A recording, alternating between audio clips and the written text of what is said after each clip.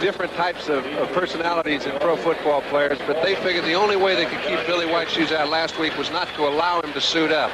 Yesterday he insisted he'd be all right. They were a little dubious. He's on the football field.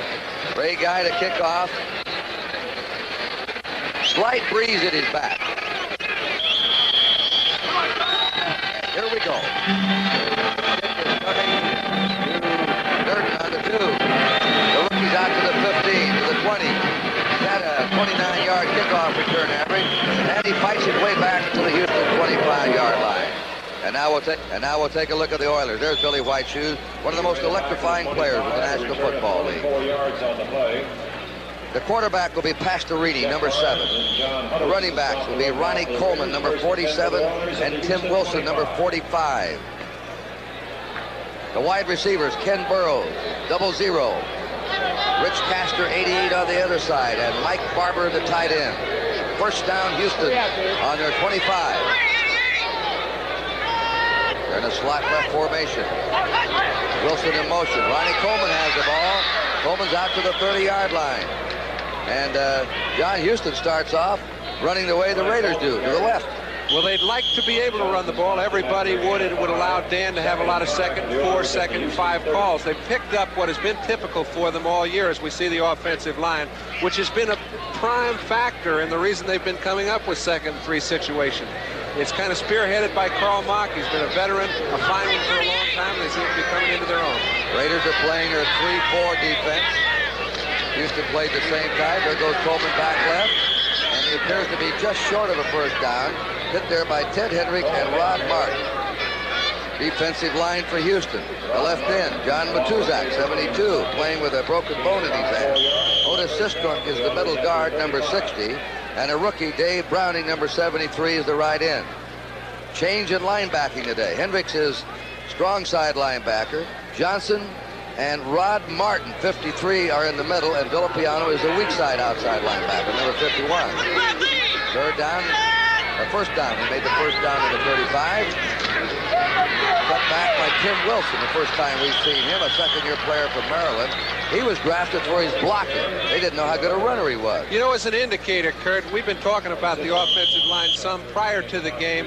Greg Sampson's a kid from Stanford, and not because I went to the school, but he's come along fine in the last 4 or 5 years. He's got a tough job today playing against a guy like Matusak, and you know he's got his hands full of material. That time he put him back a couple yards. Take a look at this. Now it's awfully hard. This is Connie Heyman. He puts Matusik back on the other side of the line of scrimmage. Not many people do that. We have an injury. George Reiner, the left guard, is hurt. And Morris Towns, who did not start today, now will come in to take over. This telecast presented by... I didn't expect that kind of score. Second down, 8. Wilson and Coleman, the running backs. Towns now in at left guard. Pastorini on a draw play. Off to Coleman. Coleman breaks it. Has a first down as he comes out to the Houston 48, where he's knocked down by Ted Hendricks. Ronnie Coleman running well today in place of Earl Campbell. Ronnie Coleman has not had much playing time. However, if you remember last year, he was their top running back. He's always run well when he's been called on. He's taken the place of Earl Campbell early. It would be a real plus if Houston could get by another football game without using Earl. They've got a good chance with Ronnie running the ball. Yeah, he's run it 3 times for 20 yards. First down, the Oilers on their 48. No score, first period. In the eye with a slot right setup. That was Wilson in motion. That's Ronnie Coleman, and he's to the 50-yard line. Oh, the G hit there by Monty Johnson. And the game is getting underway, Kurt. That's right. Gain of 2. Second down, 8. John Matuzak. Second down, call of 8 to go for Houston. Talk to him. A final. Pittsburgh remains undefeated. 31-7 over Atlanta. 2 more touchdown passes for Terry Bradshaw. Leads the league now with 12. Having his best year ever. Second down, 8. Houston just short of the 50.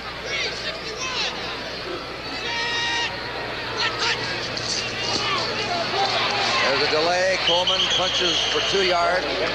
On a delay play, Otis Sistrunk, the middle guard, Dave Browning, the right end. Set up that secondary for Oakland, John. Well, the secondary could have their hands full if the defensive line for Oakland does a good job. Lester Hayes is the man that is impulsive a bit. He's an excellent cover, but when you've got Monty Jackson on the other side, not too many people like to pick on him. Very few people fiddle with anybody in the middle, with Jack Tatum patrolling the middle zone, so Lester Hayes has got to have a good day. Third down, Pat's in there. Pat Toomey in place of Matuzak to rush the passer. 3rd and 6. Pastorini's first throw. Gets away. He's going to run for a first down. He's at the 40, and he goes down to the 39. Hit down there by Rod Martin, and Pat Toomey had rushed him. He escaped Toomey's rush. And Dante has a hamstring pull. He's over it, but it still bothers him. You can tell he is very reluctant. Once he gets out of the pocket, he has about 20 yards to work with. He knows he can pick up the first down, and when he gets to that line, it's all over, Scout. Martin stopped the play for the Raiders. First down, 3rd in a row for the Oilers. Earl Campbell now is in the game. 34. The fabled rookie Earl Campbell teamed up with Tim Wilson.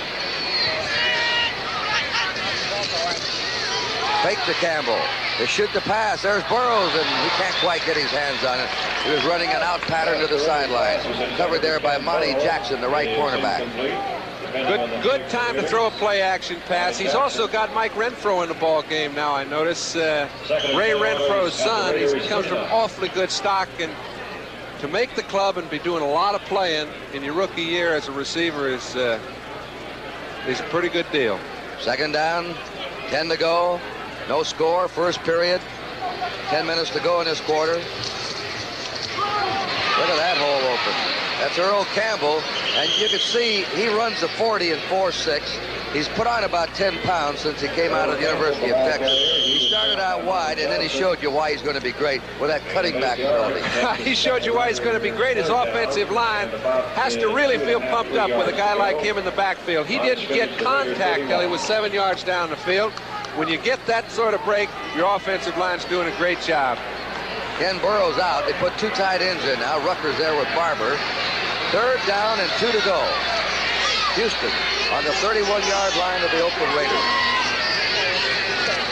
Campbell the call. Campbell trying to squirm for it after he was hit. Very close to the first down. Dave Browning made the initial hit on him, and then Monty Johnson assisted. It was stopped by Browning along with Martin for the Raiders. Washington just escaped an upset today. The Redskins had a rally. Theismann threw a pass to McDaniel, and that final was 21-19 Washington. Monty Clark's gang gave all he could handle before they got it, though. 4th down, a yard to go, and the Oilers are going to go for it. In the I formation. John Madden is yelling something down. Illegal delay. Madden was racing up and down the sidelines, pointing to the 30-second clock. He was officiating that time, but he called the attention, and they called illegal delay. Now this will change the play for the Oilers. Well, sometimes you'll see a team go up to the line of scrimmage, try to draw the defense offside, and if you get a break, you get a first down. If not, you punt. This was not the situation, however, because they were only 47 yards from being able to kick a field goal. It was a situation where they're in no man's land. He was not trying to get too much time on that play. So now Cliff Parsley, the punter's in there. 2nd-year man from Oklahoma State, trying to nail it out of bounds, and he gets it out of bounds. Right around the 10-yard line. And the Raiders will take the ball over in the hole for their first series. We'll be back here in Oakland right after this. Hey, right now, let's take a look at the Oakland backfield. Stabler at quarterback. Terry Robisky, number 35. Mark Van Egan, the second leading rusher in the American Conference. There are the wide receivers, Branch, Bradshaw, Casper, the tight end. First down, Oakland from their 10. Running back to the weak side. They call it in coach's terminology the weak side, but it's the strong side for the Raiders. Robisky's brought down by Greg Bingham, the inside linebacker. There's the offensive line. Well, everybody knows these fellas. Mickey Marvin is the only newcomer. He's been doing the same kind of job George Beeler did before him. So much so that they've allowed Beeler to go to Cleveland in a trade last week. That says enough. Incidentally, the Oilers had the ball 6 minutes on that opening drive. It was finally stalled. Robisky again, and he is brought down. There's a near fumble. He's hit there by Curly Culp, the middle guard. Robisky playing with a gimpy leg today. He has a little hamstring. They seem to be more prevalent now than they used to be. These guys are they're wound so tight. They've got excellent defensive linemen, Kurt. Jim Young is a newcomer. Curly Culp, playing the middle is probably the toughest thing to do for a defensive lineman. You've got 4 or 5 different angles of blockers coming at you. Elvin Bethea on the other side has been a great one. He and Rich Jackson were the 2 toughest people I ever played against. This is a 3rd and 5 for the Raiders. Stabler with the time. Pass is deflected. There's a flag down. Greg Bingham knocked that ball down. It was a good rush by 77 to left end. Stabler has a knack of using many different receivers, and this penalty is going against Houston. I think it's roughing the passer. And you can see why when somebody roughs the passer, usually it's because the defensive lineman got so close before you could find a receiver open that some contact has to be made. Casper trying to get out. He was the primary receiver. He was never able to get free. Unnecessary roughness, roughing the passer, number 77. That's First on down. James Young, number 77, and it cost him 15. Mike Wiseman has it down there. Our producer can show you very easily. Ted Washington all over Casper. Gets a little push past that 5-yard zone. He thinks he was intimidated. Bring it up to the ref's attention. See if you can get a call. Costly penalty for the Oilers also, because Oakland would have had to go into a punt formation. Now they have the ball in the 30 with the first down. Whittington's in the game. And the speedy rookie from Southern Methodist, who scored 4 touchdowns, is tackled by Elvin Bethea, number 65. 11 years for Elvin. Bum Phillips was telling me, John, before the game, I said, what do you need in the future? He said, we haven't drafted any defensive players lately. For the next couple of years, we're going strictly for defense in the draft. Well, they seem to have a pretty good defense from where I'm looking. Arthur Whittington on the last play, you know, his style doesn't really set up well with Oakland's mold. However, they've been blocking for him pretty well on sweeps, and it's hard for Oakland to do that effectively. Andy Doris is in for Bethea. Whittington on the other side, turns the corner. He is the fastest back that the Raiders ever had. And they need that outside speed. They need the outside speed, but they're not geared to get guards that can pull and lead him. On this play, you'll notice he outruns all the angles. Now, when you've got that kind of speed, you'd like to have a guard that can get out there fast enough to give you an opportunity to go inside or outside. Oakland doesn't have that. He doesn't fit in with their mold, but so far they've been effective with it. Whittington comes out. He's being used a lot like Mercury Morris was used by Don Shula at Miami. And they had people that really complimented Mercury Morris better. First down, the Raiders on their 44. Robisky changes direction. And with pursuit, Robert Brazil ran across the field. James Young, the left end. Brazil is number 52. Many consider him the best outside linebacker in the game. And they have good claim to that fact. The other side's got a pretty good claim in Ted Washington. But you can see Gene Upshaw gets into Brazil, seems to hold him just long enough to where Robisky can get outside the contain and pick up the 4 yards. Second down, 6, the Raiders coming up. No score. There are 6 minutes to play in the first period. Robert Brazil. A torpedo, believe me. Over the 50-yard line fights Mark Van Egan, who's averaged 4.9 yards a carry this year. And he is brought down there by James Young, who used to work for the Houston Fire Department. He was just a walk-on, and Elvin Bethea. He could put out a fire without a truck. Put out a few ball carriers, I'll tell you. They're on the 48-yard line of the Oilers.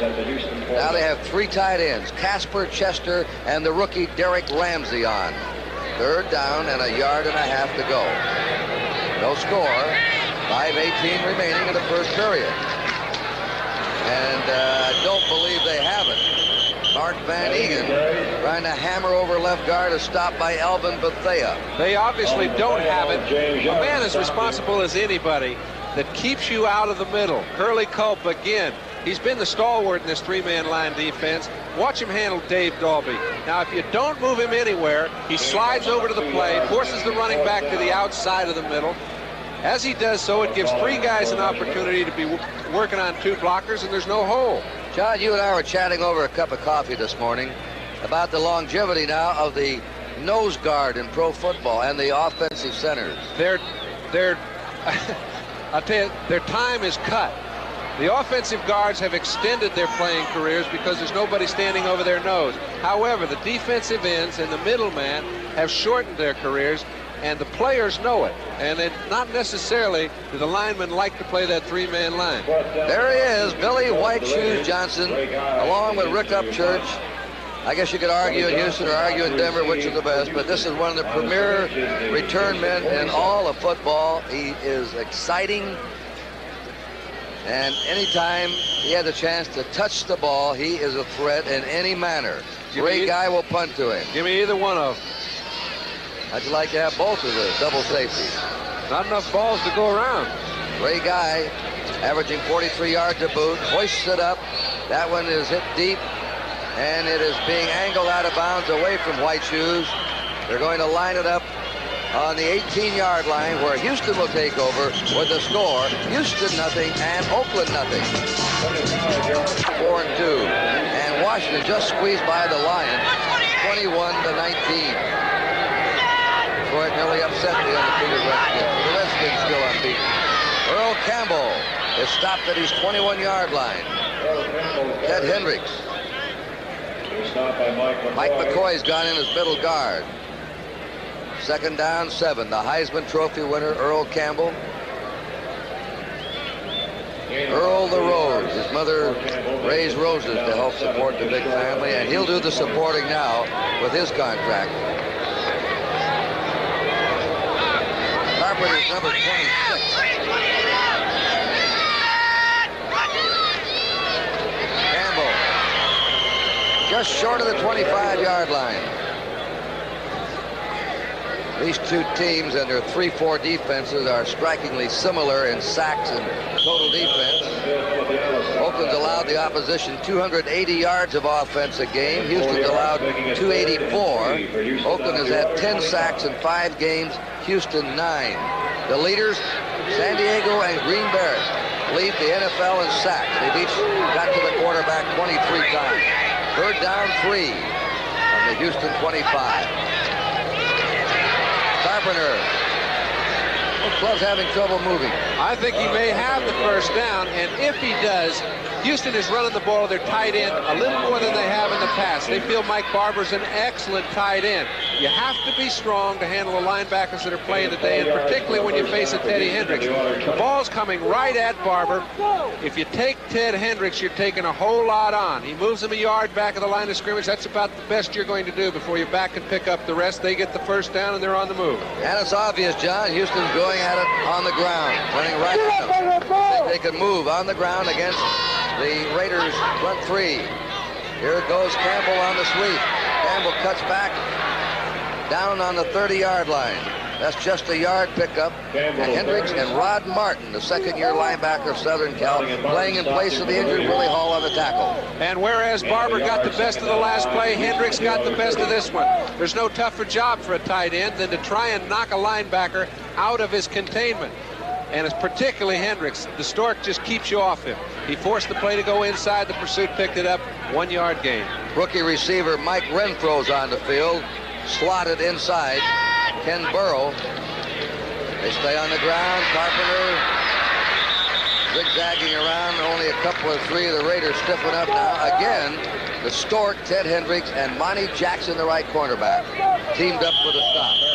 Now, let's give the Oilers 3rd down now and 6 to go. And Colsey comes on the field, the 5th secondary back. Pat Toomey goes in to rush the passer on 3rd down. 33-yard line of Houston, 3rd and 6. Ronnie Coleman is in. Earl Campbell goes out. Burrows is split to the left. Mike Renfro is to the right. Renfro is a receiver in the pattern of Fred Biletnikoff. Good hand, not overly fast.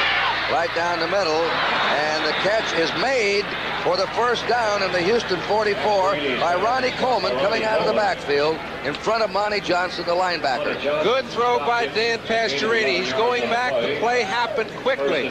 You notice he didn't get set. He went back. He's starting to put his weight's kind of on the back. steps sideways, but still puts the ball out there at just the right time. There aren't many linebackers, Monty Johnson included, that can handle a pass that's thrown that effectively. That's the first completion of the game. Campbell's back in with Carpenter. Oilers first down in their 44. There he goes on the delay again. Hands that ball deep, sort of a draw play. And then when Campbell gathers that momentum, he can roar. Johnson and Browning hit him. It is now on the 48-yard line of the Oilers. Second down, 6. Campbell missed last week's game, but still is third in the conference in rushing. Delvin Williams of the Dolphins is the leader. I think he's fooled most people with his speed, Kurt. That's what's impressed so many people. 225, 5'10 and a half. Cutback play. Carpenter wriggles into Raider territory to the Raider 48. Monty Johnson took him with assists by the rookie right end Browning. They're moving the ball pretty well, and they're moving it against outside linebackers that are stupendous. We've mentioned Teddy Hendricks time and again. Phil Villapiano's been All-Pro twice, is the real enthusiastic guy on the club, gets people pumped up in key situations, has been having a good year and makes a good play this time. Not exactly a wild, exciting first period. No score. We'll be back with the second quarter of today's game after these messages from your local station. First period, total offense. Houston has 81 yards, Oakland just 28. The Raiders have not been scored on this year in the first period, and they keep that record intact. However, Houston has moved the ball very well, Kurt. Coleman and Rob Carpenter, the running back, trying to dive for it. Ronnie Coleman.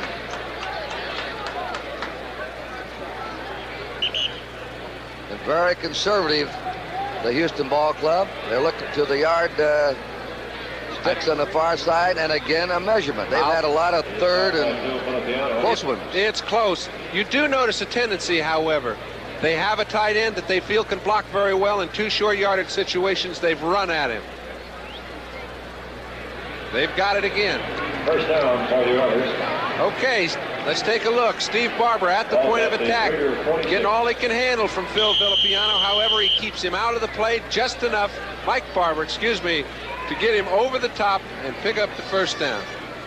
The Oilers ball on the Oakland 46. This is from the end zone. Look at him dive, and he's got it, but he limped off the field, and Earl Campbell replaces him. Campbell and Carpenter. There goes Campbell. Ooh, that's Earl Campbell. Like a wild bull. Found the crack, but over the 40 to the 35 of Oakland, where he was hit by Jack Tatum. When Campbell meets Tatum, that's something. Well, I'll tell you, and Tatum has all the worst of it. Notice how low Campbell runs. Now, he gives you very little to hit. When you do find a piece, I'm not sure it'd be fun to try it. Houston is on the Oakland Raider 35 with a first down. Slot right formation. The Oilers have dominated the game so far. Earl Campbell. There was a great hit on him that time. I guess Ted Hendricks, number 83. Clubs have been running away from Hendricks this year, and you can see why. And it's pretty tough when you try to pick on Villapiano. But between the two, I don't think you have a choice. Ted Hendricks is having his best year, and he's been All-Pro 3 or 4 times, so that says quite a bit. People have just not been effective trying his side. Earl Campbell is 34 yards, 8 carries. Second down, 8. 33-yard line of the Raiders. Houston in possession. In motion is Carpenter. Campbell has the ball. He's over the 30, and he's to the 29-yard line of the Raiders, where he's stopped by Mike McCoy, the middle guard, and Monty Johnson. There's nothing fancy about this Oiler attack. Just slog it out, and they've had the ball most of the time. They're doing it very well. The interior of that offensive line, you know, Reiner, Fisher, Mock, these guys, most of them are new. Now, Mock's been around quite a while, but Fisher and Reiner are relatively new, and they're doing a fine job in the middle. Third down and 3. Renfro flank to the left.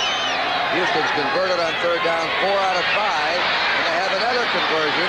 That's 5 out of 6. The Oilers have converted their third down situation. Excellent. 33 to 3% of the time is average. You get a great feel as a center when you know you have a bull like Campbell behind you. Mark has a man over the top of his nose. That's a tough play for a center to make. However, he gets penetration, moves McCoy backwards, gives his man an opportunity to get into the hole, pick up his first down, and Mark's been very, very impressive. Pastorini sets him down. They're on the Raider 23 with a first down. There goes Carpenter. Short yardage to the 20-yard line of the Raiders. Rob Carpenter, last year, came through, had a good season. Hate to belabor a point, Kurt, but I'm telling you, Mark, that play was stopped for a 3.5-yard gain, but it looked like a no-gain play. Mark gets into McCoy, moves him 3 yards deep into the defense. When you do that, you're playing center. They're trying to plug up that middle of Raiders now. They put Sistrunk in there in place of McCoy, and Oilers keep stabbing at the middle. That time it's Earl Campbell. Short yardage, maybe to the 17-yard line. Phil Villapiano, the weak side linebacker, and Otis Sistrunk. This will bring up a third down. Coming on the field is Charles Filyaw. Replacing Matuzak. Went to the well one time too many. On the 18, 3rd and 6. Pastorini has not been sacked in the last 4 games. Sacked 4 times this year. That was in the first game. He may throw this time. He is. He lobs it out. Was broken up. Monty Jackson was right there with Ken Burrow. Burrow led all the NFL receivers last year for the best average. Somebody's injured as they ran into the stands. Boy, when they have those walls real close to the sideline, you have to keep your attention on that ball till you get to the sideline. Lester Hayes runs right smack dab into it before he sees it. That's Monty Jackson, I believe, Is John. it Monty? In the shadows there, Jackson obtained by the Raiders from the Rams. And now Tony Frisch comes on. Monty Jackson seems to be all right. Tony Frisch has hit 7 out of 8 field goals this year. And this one is going to be a 35-yard attempt. 10:52 to go in the half. No score. The Oilers have run the most plays. They've had the ball most of the time.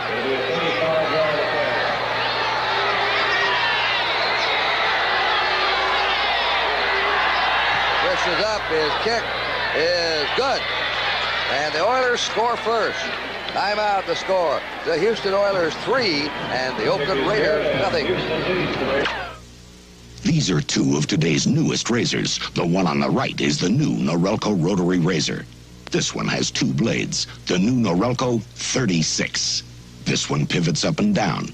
The new Norelco has 3 adjustable heads that float and a new shaving angle. Both give you a close shave, but there is one thing they offer that Norelco doesn't. Gotcha. The new Norelco Rotary Razor. Very close, but no gotcha. Homeward bound, coast of New England.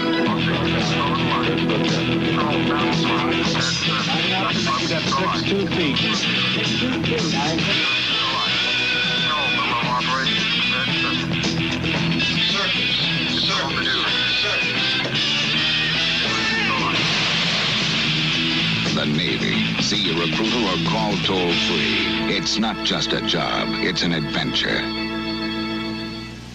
Celebrate the 75th anniversary of the World Series as the New York Yankees take on the Los Angeles Dodgers in Game 1 of baseball's annual October Spectacular, Tuesday.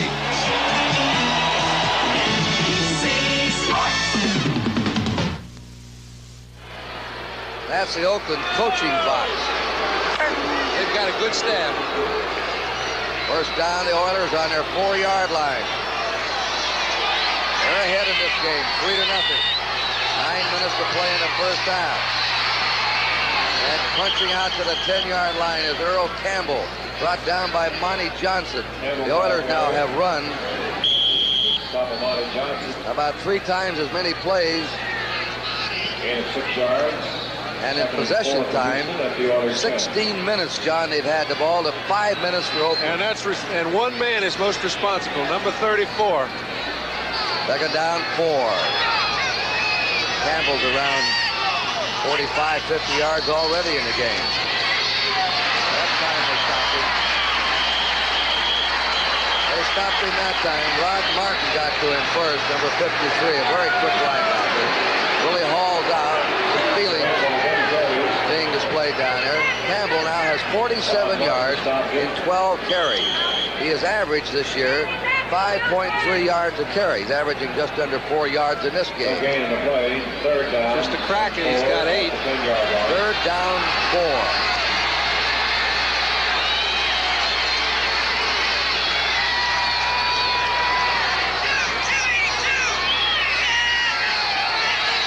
He'll throw for it. Going deep to Burrows. Burrows is out there and over his head. Ken Burrows, many consider the best deep threat in the game. Last year, led the NFL wide receivers with the best average per catch. And he's creepy. He'll kind of jog off the line of scrimmage. He'll try to lull the defensive back into hanging back there at 14 yards. He can outrun the angle. Pastorini throws it over Monty Jackson's head. You don't see many people get behind number 42 at all. Pressure punt coming up for Cliff Parsley. He'll be kicking out of his end zone. Neil Colsey of the Raiders is on his 47. He's kicking against about an 8-mile-an-hour wind. The Raiders should have excellent position after this is over. And they're going to. They're going to be in Houston territory on the Houston 47-yard line. Raiders ball, first down, timeout. The score still, Houston 3, Oakland nothing. They had an opportunity to look at the backside. There was no one there. That's the easiest touchdown he'll ever score. Right here, Willie Alexander makes an excellent play to force the play in. He's got great pursuit. As he turns around, he sees nothing but Raiders on the other side, takes advantage of it. It's 6-3 Oakland. And the Raiders have a new hero here in the Coliseum. A rookie, Arthur Whittington, who just scored his 5th touchdown of the season. David Humble hold for Earl Mann. They're going against the rule, Kurt. The kick by Mann is good. As Errol Bates said, I mentioned going against the rule. Usually you play your bigger fellas down by the goal line. He's the smallest back they have. He comes in every time they get down there. Timeout with the score. The Oakland Raiders 7 and the Houston Oilers 3.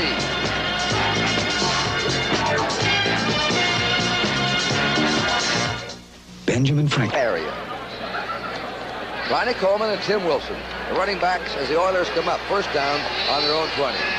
McCoy is the nose guard, replaced the Sistrunk for the Raiders. Ronnie Coleman. Oh, there's a good play by Lester Hayes, the left cornerback, who shot through there and upset him. Let's take a look. You know, this is why plays go well wide or don't go well wide. Lester Hayes is an excellent force man. It's incumbent upon some of the wide receivers. It's the toughest block in football to keep that cornerback out of across the line of scrimmage. That time he got around Burrows. When he did so, Coleman wasn't expecting it. He dropped him in back of the line of scrimmage. Second down, 11 to go. Oilers ball under 19. 7-3. Raiders leading. Gonna throw this time to the sideline. Burrow blanketed there by Monty Jackson, number 42. Burrow's claiming he was pushed around. Well, what happened is I think that Houston was just fooled. They thought he had Monty Jackson one-on-one. It appears that way in what we see in the monitor. However, Jackson's allowed to play him as tight as he is because of the fact that Tatum is playing the deep outside zone. When you fool somebody, you come up with that kind of play. 5 backs in the secondary for the Raiders. Pat Toomey's in the rush. Third down, 11.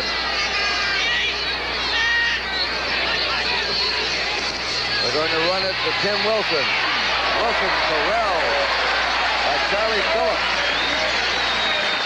And the Raiders look very impressive on defense in that series. Well, they're forcing the play. They seem to have called the right defenses at the right times. Let's take a look. Rich Castor. Excellent wide receiver. He does it. He does his job. He keeps Lester Hayes out of the backfield. However, he couldn't keep all the defensive backs out. Pretty tough play to run on 3rd and 10. Cliff Parsley to punt. He's had 2 punts, averaging 33.5 yards. Neil Colsey is the safety man. Nearly blocked by Jeff Barnes. Colsey calls for the fair catch on his 35. Nobody within 10 yards of him. Yeah, but about 10 yards away, there were 7 Houston cats. They were trying to block the punt. He had nowhere to go. The Raiders now will have the ball with the score 7-3. The Raiders come up on their 35-yard line with a first down. They have run only 15 plays to Houston's 32, yet the Raiders are ahead. Van Egan lowering that head and bowling his way to the 38-yard line. A very tough inside runner who was tackled by Curly Culp and Elvin Bethea, the right end. It is 2nd down, 7.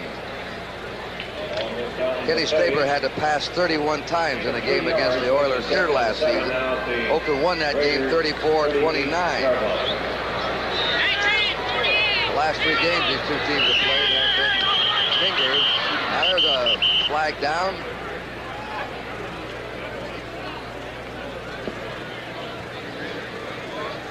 Illegal procedure against Oakland.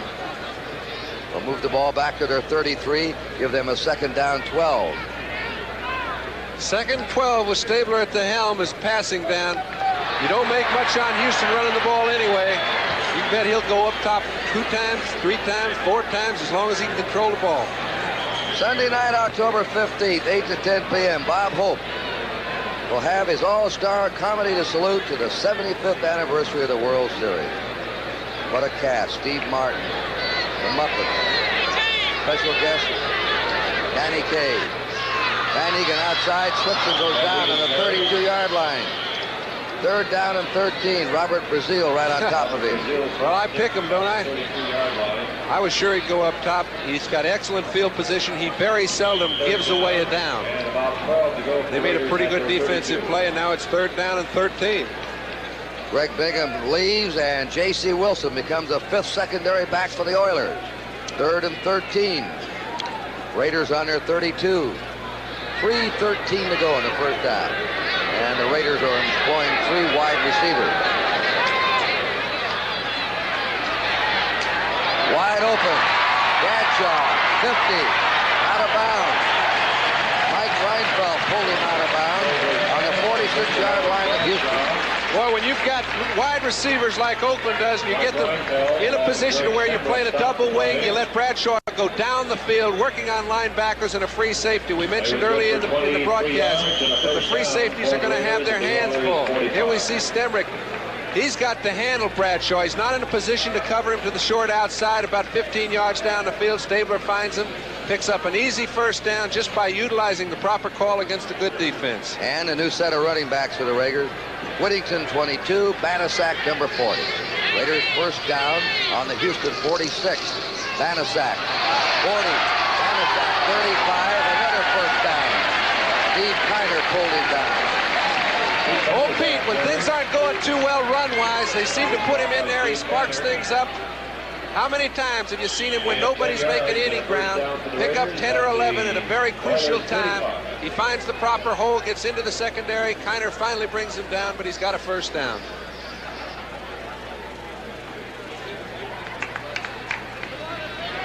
Branch and Bradshaw on a slot right.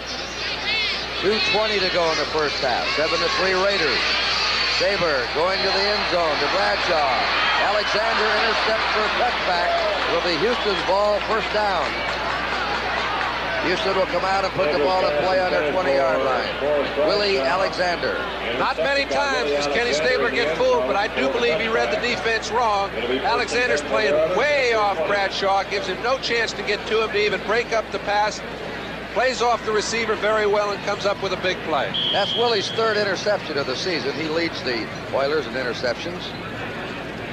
The front 3 now, Matuzak, Sistra, Browning, ready to face the Oilers. Let's see what Pastorini can do now.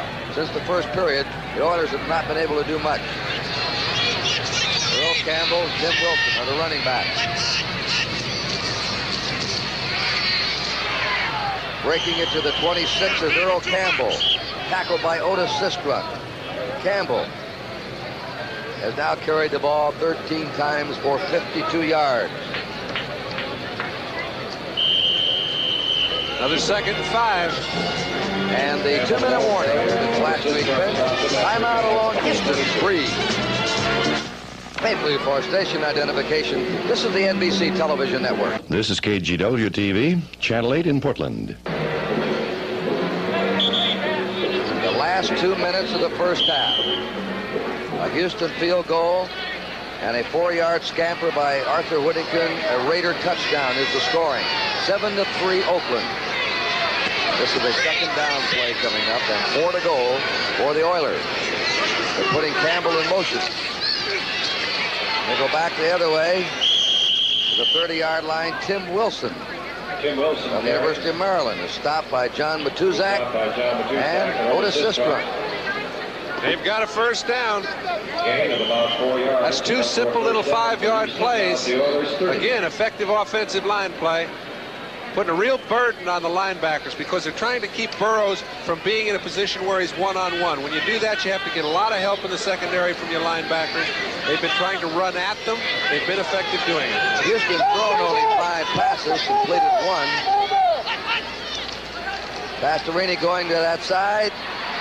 That's just a quick hitch pattern, and coming down with the ball is the rookie, Mike Renfro from TCU.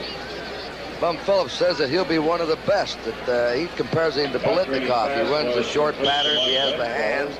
Won't beat you deep, but he said if you start sneaking up on him, he may. He'll beat you deep. There's not a receiver in this league that can't beat you deep if you give him an opportunity. And his paw beat a lot of people deep. Yeah, Ray Renfro. Pastorini again. Out it goes, and that was off the chest of Mike Renfro, who was open up against the sideline. He might have lost that ball in the sun as he looked back. No, I don't. Well, he may have not been able to find it as quickly as he'd like, but when he turned, the ball was almost on him. It was a well-thrown ball by Pastorini. Charlie Phillips gave him a lot of room, so he must respect his speed some. He just dropped it. Those are the kind the pros have to catch. Sure, and stay tuned at halftime for Brian Gumbel and NFL 78. 3rd down 3. There's the rookie Renfro. Bert Jones, his father, Mike Renfro, and his father. Both of them with the David Browns at that. Tim Wilson looks like he has the first down. He's got it. They're going to stop the clock. The Oilers call time. They have 2 left. The clock is stopped with 1 minute and 8 seconds remaining in the first half. Bum Phillips is the new offensive coordinator and still the head coach. There's quite a story out of Houston this week, John. Well, I know he gets a lot of help from King Hill, who played with St. Louis, played down there in Houston. He's played all over the league with the Eagles for a long time. He was a fine quarterback, and he's a student of this game, and I'm sure he's going to help Dan a lot. Bum Phillips is one of the more intriguing personalities in the National Football League. After every Thursday practice, they have a little sandwich and beer party. He's easygoing, but he can be tough. Players love him. I think he's straight. I think being consistent and straight are the 2 most important qualities in this game. There are a lot of people that are smart, but when you get in a hole, that's when your team finds out where you're coming from. And he's been in a few, and he's come out on top for it. John, the Dolphins with their famed 53 defense, Matheson. But the first team to really use this 3-4 and go with it all the way in the pros, Bum Phillips put it in on the Houston defense. That's why it amazes me that he is now the offensive coordinator, because he's been a defensive coach. Doesn't mean you don't know offense, but I got to bet he's letting his offensive coaches do most of the work. Houston on their 42 first down. 1 minute 8 seconds to go in the half. Houston has had 10 first downs to 6 for Oakland. That's Burroughs going in motion. Play action pass. Pastorini throwing the ball deep. They've got Renfro there. Touchdown, Houston! Wide open. Mike Renfro, the rookie, gathers it in. And a big strike for the Oilers. And there are not many quarterbacks who could have gotten the ball down to Renfro. Pastorini had plenty of time to play.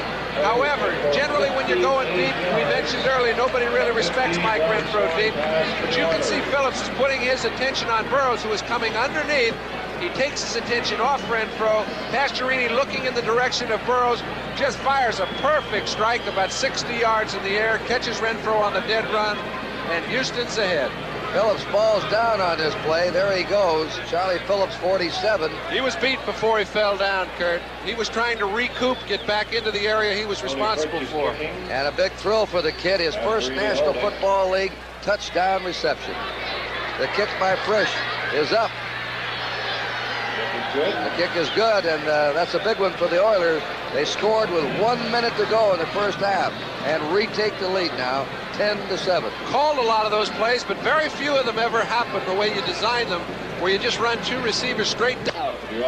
I'd imagine he's a little tired. The kick is coming to Brunson on the 4. Brunson's out to the 20, and he's filled there, and going down to cover is number 25, Kurt Knopf, for the Houston Oilers. All right, he covered his zone. He got down there as fast as anyone on the team. That shows you a man that's in shape. It takes something out of you to catch a 60-yard touchdown pass if it's just the adrenaline that's flowing. He covers his area. He was in a position to make the tackle, had the first man missed. Not bad, kid. Larry Brunson came limping off the field. And right away, the Raiders go to 3 wide receivers. They're trailing 10-7. 55 seconds to go in the first half. Van Eegen outside. He's down on the 26-yard line. Clock moving. 45 seconds to go in the half. Some of the crowd booing. They're rather quiet here in the Coliseum right now. I think, Kurt, what Houston, it's been that kind of a game. What Houston's offenses have done, they've kept the whole stadium quiet. They've controlled the ball. They've kept the ball away from Stabler. The 10 points on the board are not indicative of the way the offenses control the ball for Houston. Stabler outside to Bradshaw. Bradshaw trying to look for room and skips out of bounds on his 34.5-yard line. Willie Alexander took him out, and they stopped the clock with 18 seconds to go. He was taken out of bounds by Willie Alexander. Under normal situations, I don't think we'd expect anybody to score any points. However, how many times have you seen Stabler in this situation? 18 seconds to go in his own territory, create some kind of a play, get the ball down the field. Harold Mann kick a field goal. Raiders have a first down in their 35. They're going to screen with the flag down. Van Eegen goes down. He can't seem to stay on his feet today. He's slipped several times. Curly Culp on top of him. The flag was dropped as they were going with the pitch out and sweep. That's against Houston for offsides with 13 seconds to go in the first half. If that's an offsides against Houston, Kurt, that screenplay developed very well. If Van Eegen had been able to get the ball cleanly, he had 3 or 4 fellas in front of him, could have been a big gainer.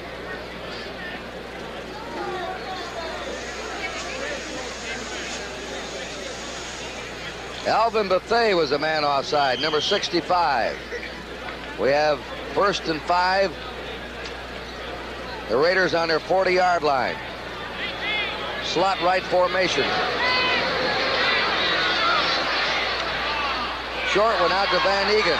He's up to 50. And he nearly tripped again as he tried to make a cut. He goes down on the 47, and the Raiders come in and stop the clock with 1 second to go in the first half. Greg Bingham and Art Stringer ganged up to bring Van Eegen down. He's trying to get the ball in position on the field where one pass play into the end zone might be able to create a score. How many times have you seen an interference? Anything can happen down in the other team's end zone. Put the ball up there and take your chance. He does that with Van Eegen on a short little check flare. They're on the 42-yard line, and you can bet they're going to have a jump center in the end zone with 1 second to play. Ken Stabler threw 43 passes against the Bears in Chicago last week and did not throw 1 interception. Entering that game, he'd averaged 1 interception every 8 passes. Today he's had 1 interception. Willie Alexander picked one off. You know, I think sometimes we as as broadcasters get into the statistics a little too severely, because in his case he'd thrown 5 balls that were rightly interceptions. He'd thrown 2 interceptions at the end of the half. Here's a situation where he could very easily come up with an interception. In my opinion, it shouldn't even be a statistic, because it's the only chance you have to get the ball into the end zone. He also had 5 tipped balls that went for interceptions, so his throwing has been accurate. The statistics don't imply it. Well, Bum's got a little Texas chili flowing down there right now. He's unhappy. Last play of the half. Look out, right from behind. Hey, up with the ball is Bethea. And that's the last play of the half. The ball popped out of Stabler's hand into Elvin Bethea's hands. It's recovered short. Arthur Whittington, 2 rookies back for the Raiders. Houston leading as we begin the second half in the Coliseum. Whittington on the 8. 20, 25, 30. Got room. 45, 40, 41. He's exciting. Great play by Mike Renfro. Saved a touchdown. He had 2 men in front of him. Mike played off the block terrifically. What was a good return for Oakland was a touchdown if they get Renfro out of the way. He played off 3 blockers perfectly and made the play. 33-yard return here by the rookie Arthur Whittington, who scored a touchdown in the first half.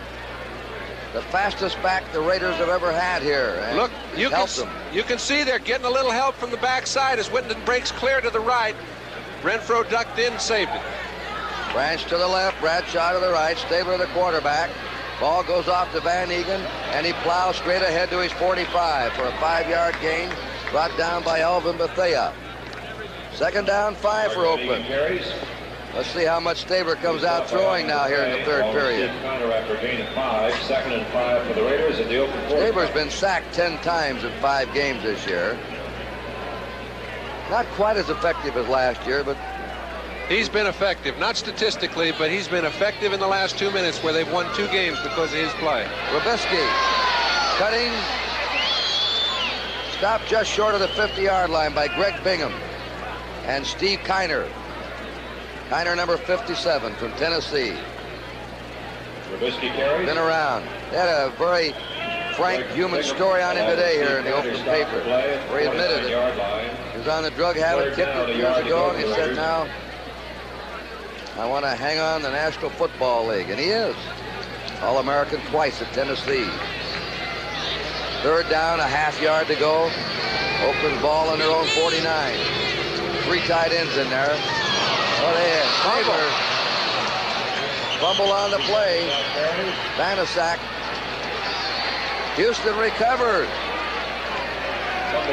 That's what a mix-up will do, Kurt. And I think Ted Washington recovered the ball. We have seen him inserted in the second half. He was down but not out. He was a player injured in the last play of the first half. Houston's ball when we return with a score. Houston 10, Oakland 7. Take a look at that last play, see what happened. Something that very rarely happens with Pete Vanasak. He and Stabler had a little miscommunication. He ran into Ken, never got a good handle on the ball, got a little contact early, lost control of it, and Washington's up with it. They've got it at midfield. First down for the Oilers on the 50-yard line. Earl Campbell. Campbell is contained right at the line of scrimmage. That was Charles Phillips. Ted Hendricks. Hendricks wouldn't let him out of his grasp. No secret to the fact that's the key. If you're going to get the ball and make some points, you better stop 34. In the first half, Houston had the ball 19 minutes and 50 seconds. The Raiders 10 minutes and 10 seconds. Second down, 9. Campbell fumbles the ball. Up to the ball. The Raiders, Lester Hayes, but the whistle is blown dead. The whistle blew dead. Campbell was down when the ball squirted out. Correct call. He picked up about five yards, 1 foot off the ground. When he did hit the ground, the ball slipped out. Here's a good shot of it. Finds a way to get through the point of attack. He's coming down, he hits the ground, and the ball suits up. Well, the turnovers are still 3 charged to Oakland, none to Houston. Houston's ball, they're on the Raider 42-yard line. Third down and 2 to go. Earl Campbell, the leading ball carrier in the game, and Houston has asked for a timeout. Well, Kenny Fouts and Mike Wiseman have another angle for us to look at. Maybe you can see it a little more clearly. Here he goes. He hits the ground and the ball's gone. And with a timeout on the field, we'll tell you again next Sunday, football and the World Series, Game 5. Nobody expects a 4-game wipeout. The Dodgers and Yankees are very evenly matched up. 3rd and 2. Coming through is Campbell to the 30. Look at him break tackle. Ooh, first down. Man, you know how tough it is. You're really putting the burden on your wide receivers to do some blocking in the secondary. This man breaks free so many times. Mike Renfro's made several key plays. Had he made this one, Campbell would have gone all the way. Short yardage situation, he breaks it at the point of attack. Excellent blocks at the point of attack. Morris gets a good one. He gets away from Tatum, one of the finest tacklers in the league. Renfro misses on Lester Hayes, who comes up with the play, but they've got it 1st and 10 on the 19. Oh, he is something, Earl Campbell. Campbell and Wilson, the running back. Campbell, the rookie. 83 yards for him. We're only in the 3rd quarter. They give him the ball again. There he goes outside. But they turn him out on the 18-yard line. Monty Johnson pushed him out. But you saw, no matter how big and strong he is, he can still pick his way, and he saw the corner and went for it with that quick acceleration. You bet. And even more impressive is there's only one running back down there. Everybody in the house knows where he's going. They would rather sacrifice a running back in several situations, have 2 tight ends. You can run to either one of them, get a good block at the point of attack. Bringing him down is another thing, once you know where he's going. 2nd down, 9. The Oilers on the Oakland 17. Pastorini fakes the handoff. Throws a pass. It's complete to Barber, the tight end. And Barber is a touchdown. He made a fine play after he caught the ball to sneak in the end zone. Looked like he might go out on the 1-yard line. But that's the sort of thing you can do as a quarterback when you've got a great fullback. A little fake draw play. Nothing fancy. However, somebody has to be in a position to stop Campbell. You see, right now they've got old 53, Rod Martin, in there. He's got to keep his place. You're beating linebackers with your tight end. He gets by on Phillips and into the end zone. Mike Barber, the young tight end out of Louisiana Tech, has just enhanced the Oilers' lead. And for those who have been watching the San Diego-Denver game, the Houston Oilers have just scored here. The Houston Oilers are leading 16-7. We're in the 3rd period, 11:28 to go in this period. Frisch's kick is up, and it's good. It's good. And the score is now Houston 17, Oakland 7. On the 15, 20, and nothing right now is going right for the Raiders here in the 3rd period. They're making the little mistakes they don't usually make. They're usually in control of a football game. This one they are very much the effect of. The Raiders have played 4 of their 5 games on the road. The only home game they played, where they're usually invincible here, they lost to New England, and now they are behind the Houston Oilers. And it's a worried John Madden. He's got reason. They're not winning the battle up front. First down, Raiders on the 20-yard line. Their own 20. Saber to Robisky. Robisky, gang tackle on his 23. With pursuit, Mike Reinfeldt, the safety. Steve Kiner, the linebacker. 2nd down, 7. Pastorini has thrown 2 touchdown passes today. 1 of 58 to the rookie Renfro, who's looked very good.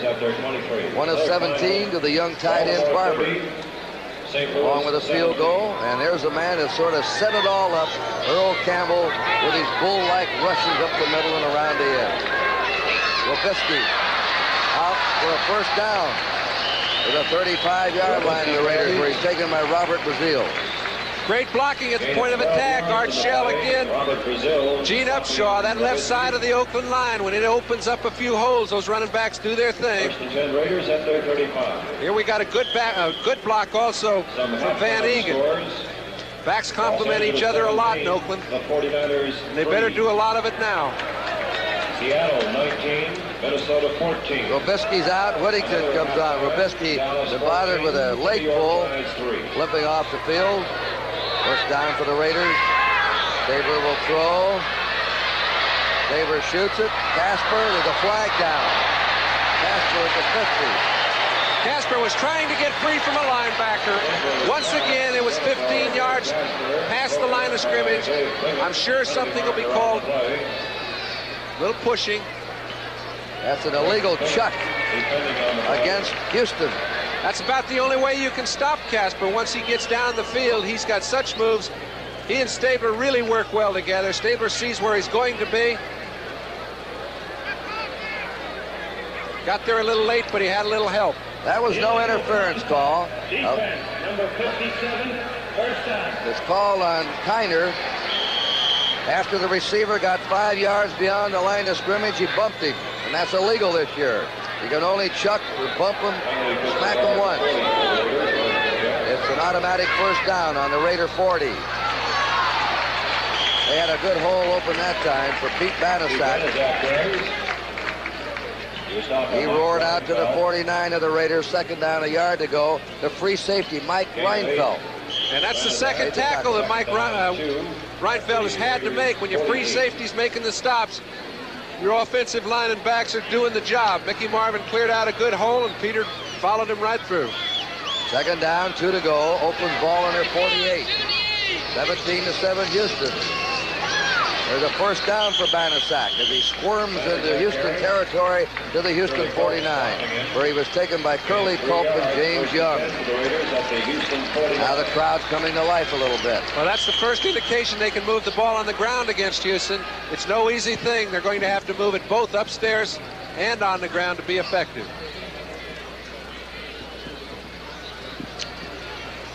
Stabler is going to set up a slot right formation.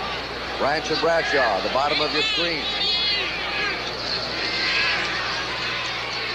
He lets him come through. Hey, he nearly threw that one into the hands of Robert Brazil, the outside linebacker, and Robert is saying, perfect screen pass for me. But there's no way he could catch the ball. It would have been a definite, just a reaction, because he was playing the screen, playing it very well, had really stopped any effectiveness it might have had. He didn't expect the ball to come through two people and hit him right in the chest. He's playing, right now, he's playing a situation. The ball hits him right in the shoulder pads. Would have been a reaction if he'd caught it. Second down, 10. J.C. Wilson, 33, becomes a fifth secondary back. Bingham, a linebacker, goes out. Baumgartner has gone in, replacing Ted Washington. Bradshaw, Biletnikoff, Branch, three wide receivers for Oakland. The pass, intercepted by Art Stringer. Art Stringer, linebacker, back of Kiner, picked that one off. That's the fourth turnover charge to Oakland. Houston has not committed a mistake. I have heard very few times in the Oakland Coliseum, with all that Stabler's done here, that he's booed. He was booed a little that time. It doesn't take long for people to forget. That was a poorly thrown pass, one Stabler very seldom does. That was all on Kenny. And that's Art Stringer of Ball State bringing it back to the Oakland 45-yard line. So Houston now has had two breaks in this quarter. They took advantage of the first one, and let's see what they do with this one. Right away, Tim Wilson is stopped behind the line of scrimmage. Nothing opened up for him. He took the handoff deep in the eye. Jeff Barnes stopped him. Second down, 10. Stabler. Second and 10 for Houston. They're at the Raider 45. Oilers ahead, 17-7. High formation. Coleman and Wilson.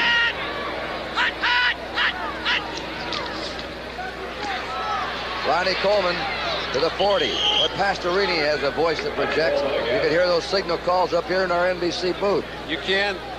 Oakland's tightened it up a little bit. They've moved Phil Villapiano to the inside as a linebacker, put Jeff Barnes outside. He's a prospect they've wanted to see more of, and now with Willie Hall being hurt a little bit today, he's going to get a good shot. Rod Martin played pretty well in the first half. There are 7 minutes, 30 seconds remaining in the third period. The Oilers lead the Raiders 17-7. Quick pass, complete. Breaking the tackle, Passman. And the former tight end wide receiver from the Jets broke those tackles and carries the ball for a first down deep into Raider territory where Jeff Barnes and Jack Tatum stop him. And they had this play stopped short of a first down. Monty Jackson was in excellent position on Castor. However, picks up a tough throw, gets away from Jackson, 6'5", 220. Does have a little edge if you're one-on-one without any help out there. Picks up a big first down, and Houston's got it on the 16. I'll never forget the day the Namath threw for over 400 yards. Unitas was just short of it, and Castor caught 3 big ones right down the middle that day at Baltimore. Tim Wilson, not much opening there for him. Sistrunk hit him, aided by Monty Johnson. They're going to spot the ball down on the Raider 14. It'll be second down, 8 to go for the Oilers. They're ahead, 17-7. And Dante is having his fun. Not very often in Houston history has Dan Pastorini been in a situation where his team does it all. You call it out of a hat and make something effective if you've got the players that are playing the way his group is. Second down. Second and 8. The throw. Quick one. Renfro, the rookie. Skips out of bounds. That's the kind of patterns he'll be running. He knows how to run the route. He has sure hands. Played with a losing team at TCU, but they're very high on him. Well, they're high on him. He runs an excellent sideline route. It's good. He complements the big playmakers they have so well. You can bet he's going to catch a lot of short outs. He'll come in the middle real good. Pastorini says he's blind when he's running in the middle, and that's the need for a wide receiver. I don't know how you can be blind running in there with some of those catches, but you have to do it. Then Burrow's out. Campbell is put in the game to get the first down, and he has it. Earl Campbell bucks to the 5-yard line of the Raiders, and Houston has a first down and goal to go. Watch Campbell here. Here we go. The offensive line again gets off on the ball. It's very tough to make a yard in a situation like this. Campbell picks up 2. They really have 3 tight ends there now. Mike Barber, his backup, Conrad Rucker, and Rich Castor, who played a lot of tight end with the Jets. Campbell stays in. First and goal to go for Houston on the Raider 5. Fumble. Oakland's got it, and they're gone.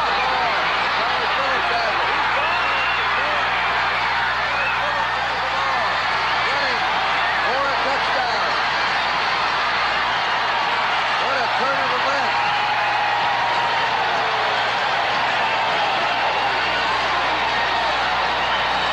I'd say that's a pretty big play. It looks like Campbell's going into the end zone. Charlie Phillips picks up a fumble, has enough time to get up with the ball, take it on 96 yards for a touchdown. Look at this now. There's Campbell. Houston's had everything going their way. They've run over the top of Oakland. Dave Browning creates the fumble that Campbell coughed up. Phillips is in the right place at the right time. Tatum helps out with a block. He gets by Karl Mock, and he's into the end zone. They're being chased there by Morris Towns. 96 yards on a recovered fumble. Campbell, you notice, sometimes carries that ball out with one hand. He does carry it a little loose, but every great running back does, Kurt. That's not the reason. Browning fooled him, got a piece of the ball. He fumbled in a crucial situation. Big break for Oakland. The kick was good. The Raiders were just about to be buried under, and suddenly they're right back in it. Timeout. 17-14 in favor of Houston. There where he had to be. Came up with a fumble. Broke the Oiler all-time record. 96 yards with a recovered fumble. Robert Turner. Johnny Durden. Durden, the rookie. Ooh, he hurdled his way over the 25 to the 26. Now look at the fumble again. Browning, as John Brody pointed out, causes this strip. Watch it. As Campbell gets the ball, Browning's in pretty good position just to reach, get what he can to the ball, happens to catch the ball directly. It scoots out of Campbell's possession. Phillips is in perfect position just at the right time. Jack Tatum standing next to him, helps him out with a key block. And that baby turns the game around in a very key game early in the season. Both teams at 3-2. It's a must for both of them. That was the first Houston turnover, and what a costly one. Campbell and Carpenter, the running back. Here's Campbell. Lowered his head and Pat Dumais took him. Campbell almost in for the touchdown. Could have been stopped short of the goal line, but the Oilers had 3 more cracks at it, and that's why this play could be it for the game. And you know, a guy like Campbell feels so bad about it. You'll see right now, it would be a mistake to try and make up for it all at once. You can't do everything for everybody. He's made a mistake to the degree he just comes back and does his thing, which everybody has been commending him for. He'll be fine. Bum Phillips said he's one of the finest men he's ever coached. Yeah, they're up there now. Villapiano met him head on. Bill Villapiano, number 41, stops Earl Campbell. He told me a story, John. When he didn't start last week and didn't practice during the week, he might have been able to start against Cleveland, but he decided to hold him out. But he went to Bum Phillips and said, look, I haven't practiced. Ronnie Coleman deserves to start ahead of me. And Ronnie Coleman is an excellent running back. It's very fortunate for the team, but very unfortunate for Ron Coleman to be behind Earl Campbell. Getting some receivers on the field now. Campbell's left. Coleman replaced him. 3rd down, 6. Pastorini, it's up in the air and deflected at the line of scrimmage. And the Raider defense will get a big hand as they come to the sideline. Well, the whole flow has changed. These people all of a sudden quit sitting on their hands. They're up in action. How many times have you seen Oakland come back from a 10-point deficit with their backs to the wall, particularly at home, get some sort of a fluke play, turn it into an advantage, and go on from there. Now it's Houston with their backs to the wall, even though they've got a 3-point lead. The House of Trills. Punt formation. Cliff Parsley. Colsey is the safety man. Towering kick of beauty. Colsey waiting. 27, 30, 35. And taken from behind at his 36, 37-yard line. The rookie down there, Guido Mertens, covering, and Durden, some bad feelings. A flag is down. I think you're going to see this one called against the Raiders. Colsey's the man that intercepted the pass against the Bears last week in overtime. Took it down to the 4 where Whittington took it in. Watch this. As he receives this punt, he makes a great play right there right at the beginning. He gets outside. Now it looks like he's going to go clear. Merkins comes in from the backside and stops him. And I don't think he's too happy about it. No, sir. However, that isn't part of the deal. Penalty charged against the Raiders. Let's listen to the call. Unsportsmanlike conduct. Offense number 20. First down. Neil Colsey charged with unsportsmanlike conduct. Correct call. 15 yards against them. Raiders ball on their own 21.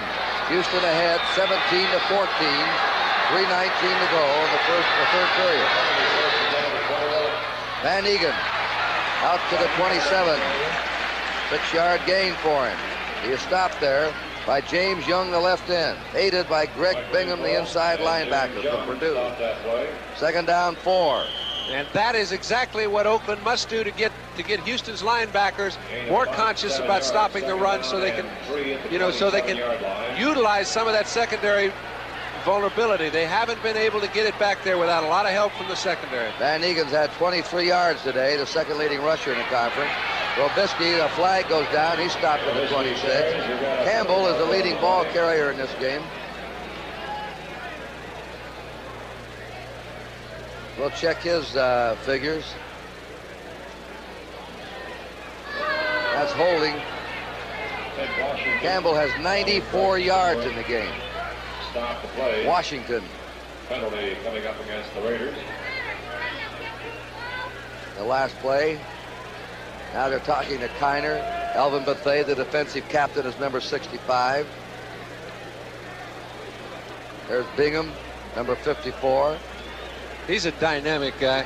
I tell you, if you need a little pump up, he'll give you one. Curly Culp. Tremendous weightlifter, by the way. What a deal they made with Kansas City when they got Curly Culp. Because they went to the 3-man line, and Curly Culp is a prototype of the middle guard in the 3-man line. They're going to accept this penalty, Houston.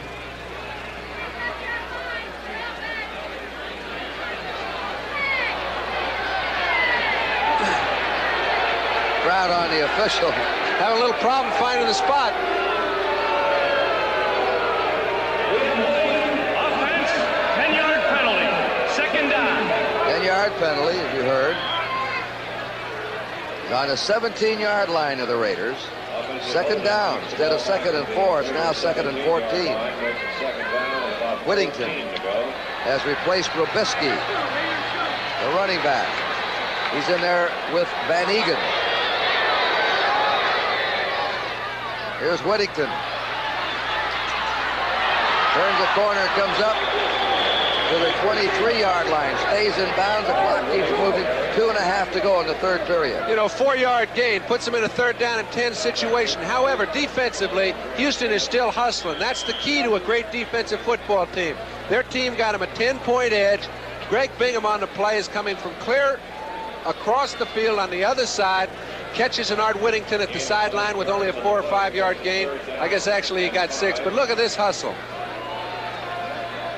Here he comes, just trying to get a piece of the ball carrier, and he finally gets it. Everybody in the stadium looking for the pass. 3rd and 6. Out it goes. It's complete for a first down. Dave Casper, the tight end.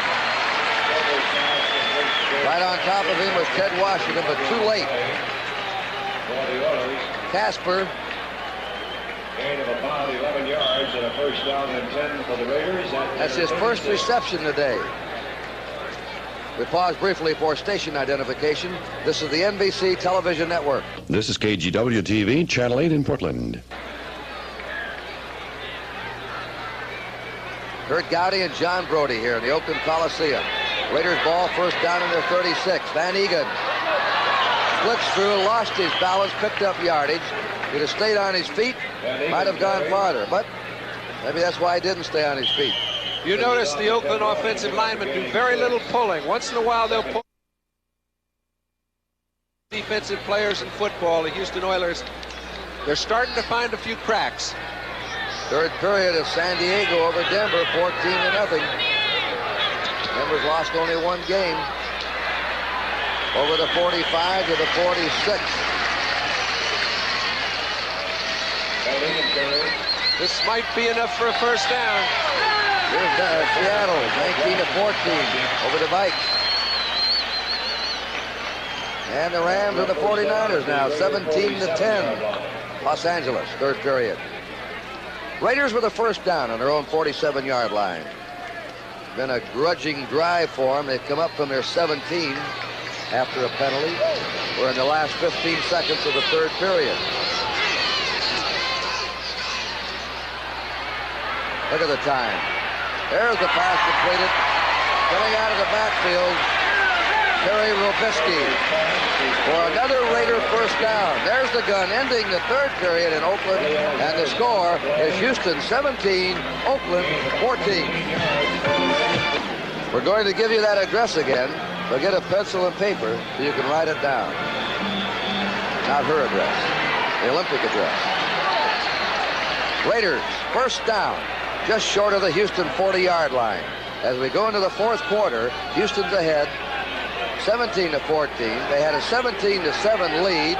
They had the ball, first and goal to go on the Oakland 5. Earl Campbell lost the fumble that was picked up by Charlie Phillips, who ran 96 yards for a touchdown to completely change the complexion, although the Oilers still have the lead. And Madden hot again on the sideline. 17, the 49ers 10. Branch is to the left, Bradshaw to the right. Turnovers, 4 against Oakland, 1 against Houston. Van Egan just back to the line of scrimmage. Here's that address now to send your tax-deductible contribution to help our American Olympic athletes. U.S. Olympic, Post Office Box 1980C, Cathedral Station, Boston, Massachusetts, 02118. Second down, 10 for the Raiders. The Houston 41-yard line. J.C. Wilson, Baumgartner are on the defensive unit right now. This is Whittington.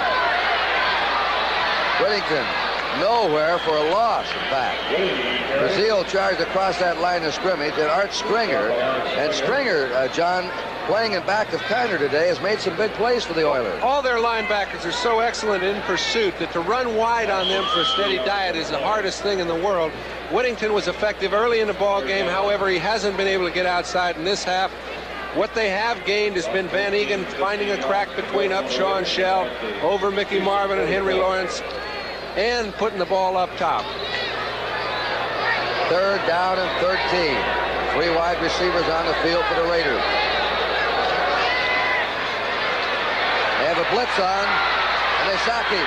Okay, very simple. Whoever made the play, it's irrelevant. Stringer was the guy responsible for it. He came around, they had a little game played. They're trying to get to Stabler. They know he's throwing it. Send in the whole group. That play, him getting his hand on Stabler's helmet, caused Stabler to bob down, get up. By that time, the game was over. I tell you, this Stringer's been alert today. Punt formation, Ray Guy. Back is Billy White Shoes Johnson.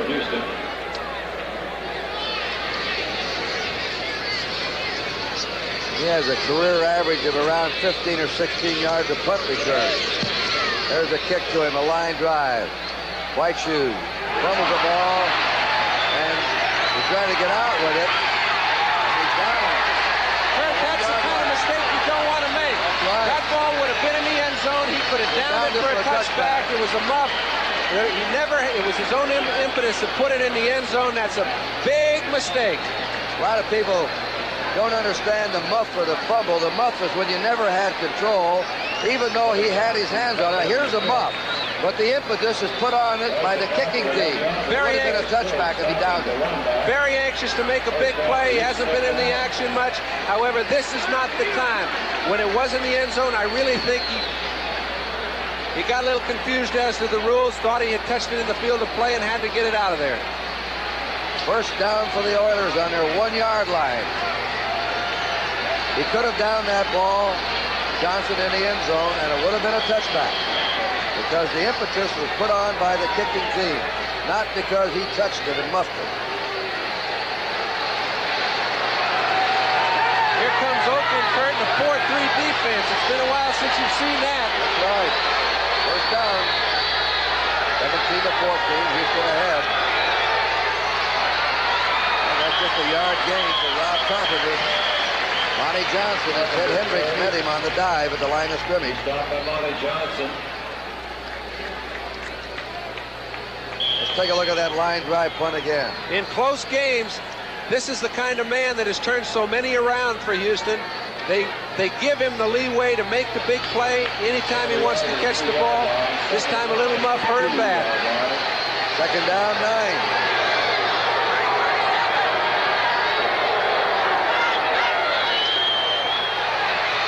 Ooh, down at the 5-yard line. Monty Johnson making the stop. Carpenter was really hit then. Now San Diego, under their new coach Coryell, who took over last week, has moved ahead 17-0. Weiss has replaced Morton at quarterback for Denver. 17-0 San Diego. And last week they gave the Pats all they could handle before Grogan ran it in for a 28-23 victory. So San Diego's playing some football. How many expected them to be a strong contender? Who knows? Maybe they still will be. Long ways to go. And Houston is stopped. They'll have to punt. Mike McCoy made the stop. Rob Carpenter got the call 3 plays in a row. Big series for Oakland. They're bound to get the ball back somewhere around midfield. Filipiano, Colsey standing on his 45-yard line. Cliff Parsley in punt formation. Oklahoma State. He has a slight breeze at his back.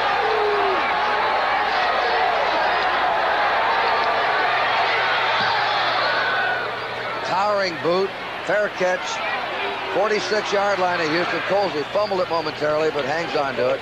And Oakland has the ball in Houston territory when we resume with the score, Houston 17, Oakland 14.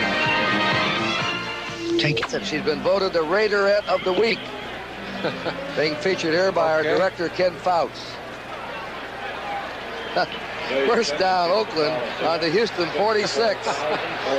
17-14, Houston. Stabler looking the field over, being rushed now. Throws. He was under the gun there by number 52, Robert Brazil.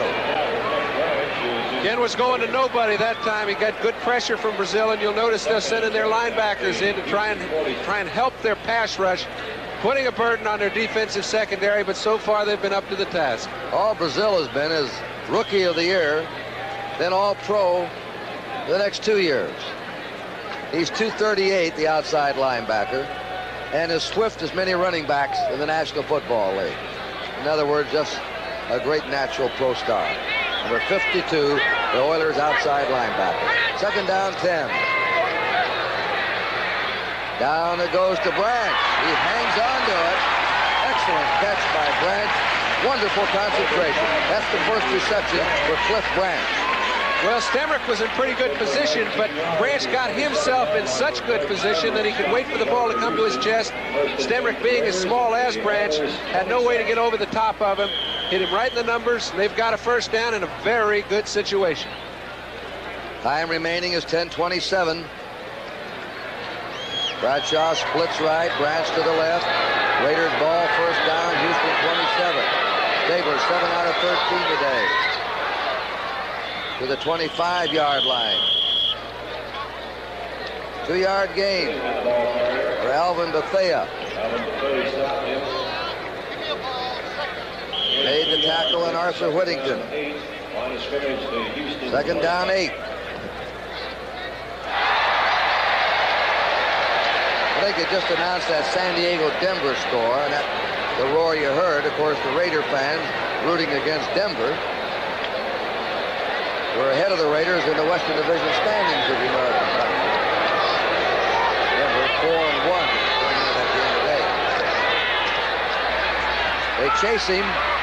He throws, and he completes it. Inside the 15. And coming back again is Bradshaw, who had to come back to meet the ball. He was well covered by Alexander. From the time the ball was snapped, he went about 20 yards down the field. The play was only good for 11. However, look how much time a quarterback needs to get this pattern off. Oakland's offensive line enabled Stabler to take that time. There's no way to defend against a pass like that if you're one-on-one. The Raiders now in the Houston 17. Here it is again. He had to have something on that one. First down. Whittington to the 15-yard line. 2-yard gain. Robert Brazil again. Whittington is stronger than you think. He only weighs 180, but he can get you some inside yardage. He can get you some inside yardage. However, their most effective runner, Terry Robisky, inside along with Van Egan, usually is in at this time. I suspect he's a bit hurt because he pulled his hamstring a little bit earlier in the contest. We haven't seen an awful lot of him today. Second down, 8. Bradshaw in motion. Into the corner, intercepted by Willie Alexander. Flag is down. Alexander picked it off, and a flag went down on the play. Let's see who it's on.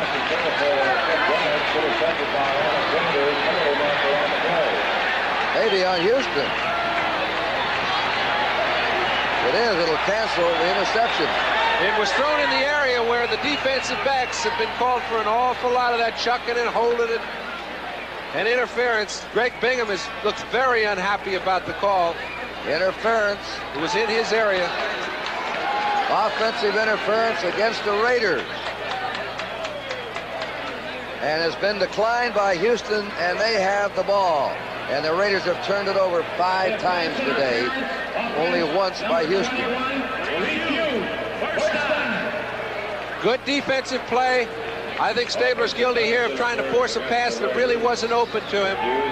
He's being covered. Alexander's really covering Branch man-to-man very well. The ball's just a little bit underthrown. Comes underneath, picks it off, and Houston's back in the 24-yard line. Oh, Houston has the ball on their 24 with a first down and a 3-point lead. Carpenter, 40, to the 30, to the 33. Sistrunk tackled him there. Rob Carpenter, Miami of Ohio, in his second year. We haven't seen Campbell back in the game lately. You know, Kurt, after turnovers, so often you see an offensive line move somebody out defensively. I'm not sure the defense has quite enough time to get ready, and the offense gets enthusiastic as you can expect they would on a turnover, and before it's settled down, they're picking up yards. There's Carpenter again. And every time he's been in there, they give him the ball. Matuzak stopped him. Campbell has 94 yards rushing. Carpenter now has picked up around 28. The Oilers with a first down. And first downs, here comes Campbell back in there. First downs are important to the Oilers when they have it because they're using that clock now. Renfro is out. Campbell is in. Renfro is a wide receiver. The Oilers on their 36. Campbell. Couple of yards. Campbell carries. Monty Johnson. You saw 2 or 3 Raider defensive men there standing up to stop him. Second down 8 for the Oilers, just past their 36. Renfro comes back in. The tight end Barber goes to the Houston bench. Second down 8. Oilers ahead, 17-14. Fourth period, just under 7 minutes to play.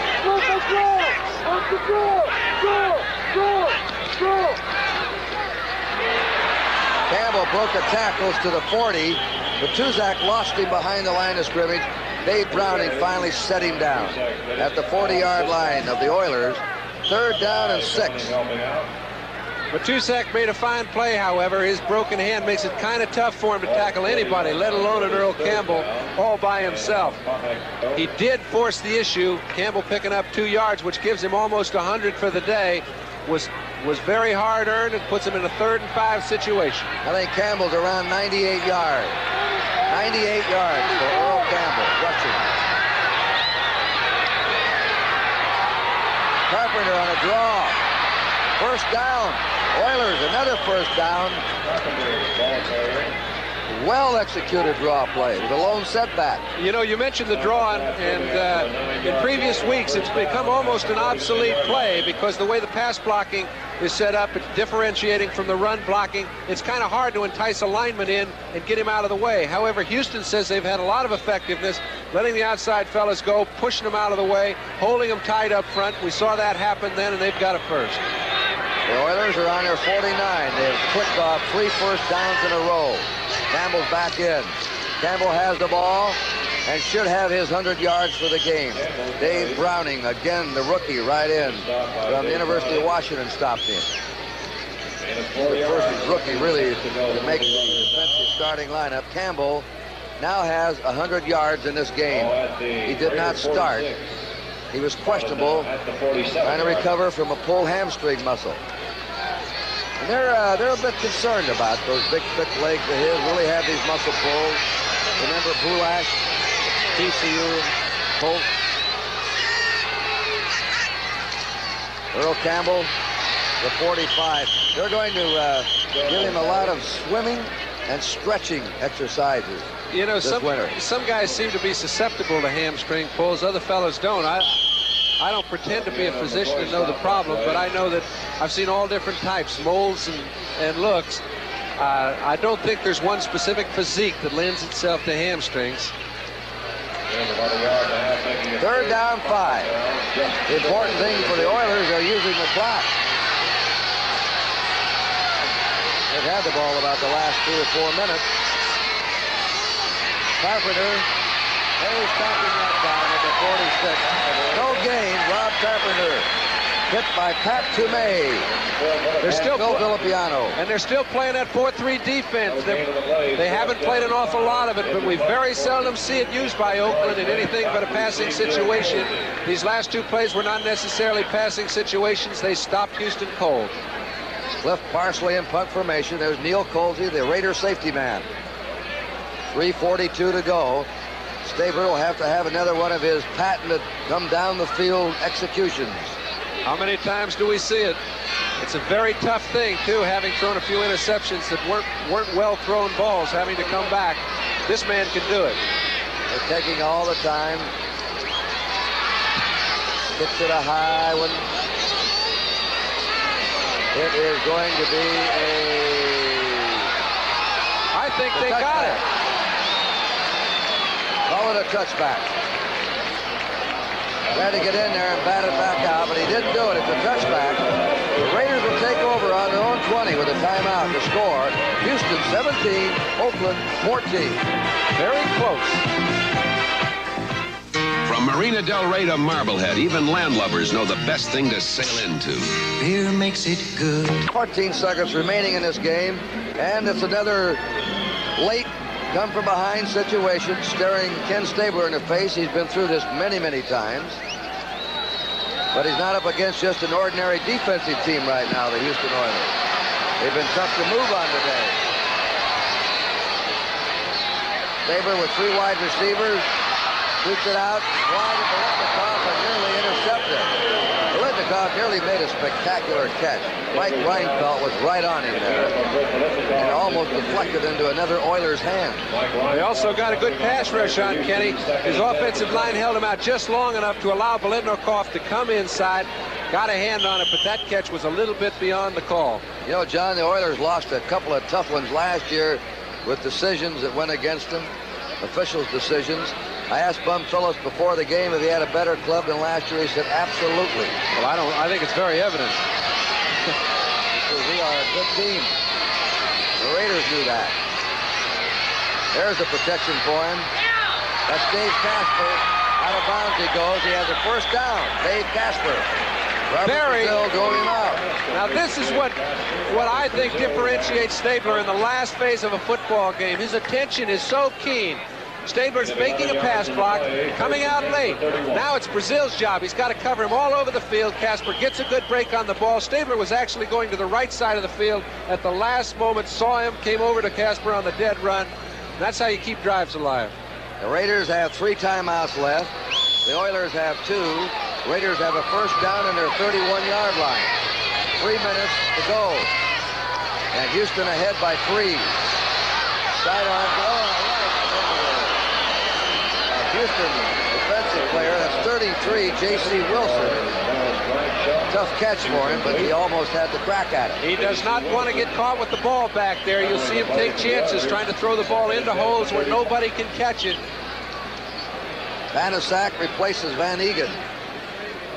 Stabler today, 18 attempts, 9 completions, 109 yards.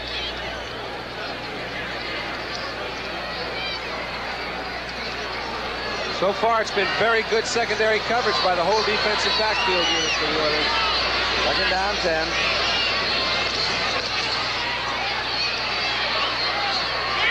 Bradshaw out of bounds. First down at the 46-yard line. Morris Bradshaw of Ohio State. He got away from Greg Stemrick. You love to be able to throw the ball to the inside man, breaking to the outside. It's a 5-back coverage. Stabler waits to the last second, puts the ball out there just as Bradshaw makes his break. He beats Stemrick, and they get another first down. Bradshaw's caught 4 for 57 yards. He caught 8 last week against the Bears. He has taken over Biletnikoff's starting spot. Ken Kennard goes in to replace Curly Culp in middle guard. First down for the Raiders. Wide open Biletnikoff, and he has another first down. We're at the Houston 41. Kurt, there is a craftsman. Let's take a look at what he has to get underneath and around and through to get the ball. First, he has to get underneath the cornerback who's playing his own defense. Then he's back on Stemrick. Comes underneath him. It looked a lot more difficult live than it does on the replay. Clock moving, 2:20 to go. Houston 17, Oakland 14, and Stabler has the Raiders on the move. He's got it wide open. Bradshaw to 25. Bradshaw to the 21. Another first down. Okay, what do you give up when you start having problems getting to the quarterback with the down lineman? You send in your linebackers. You secondary is out there just sucking because they have no help in front. Stabler had a clear view to Bradshaw, hits him for a big first down, and they're in field goal position. 2-minute warning. The score, Houston 17, Oakland 14. Patented late game situation that Kenny Stabler has done so many times. There's no use even talking about it. He has moved his club 59 yards. You've got to talk about it because it's the real story about the Raider Ball Club. Give it to That's what he Stabler does when all the things time. get heat. Here we go. He's throwing to Casper. Bradshaw twice to Biletnikoff in this drive. Now they run it with Whittington. Whittington spills forward to the 18-yard line. So they suddenly go back to the run. He was tackled by Greg Stemrick and Ted Washington. Second down, 7. 1:45 to play. 3 wide receivers on the field. Whittington comes off. Biletnikoff, Bradshaw, Branch. 17-14. Houston ahead. 1:30 to go.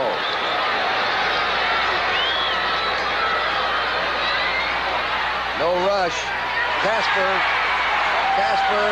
stopped at the 11. The clock is moving. First down.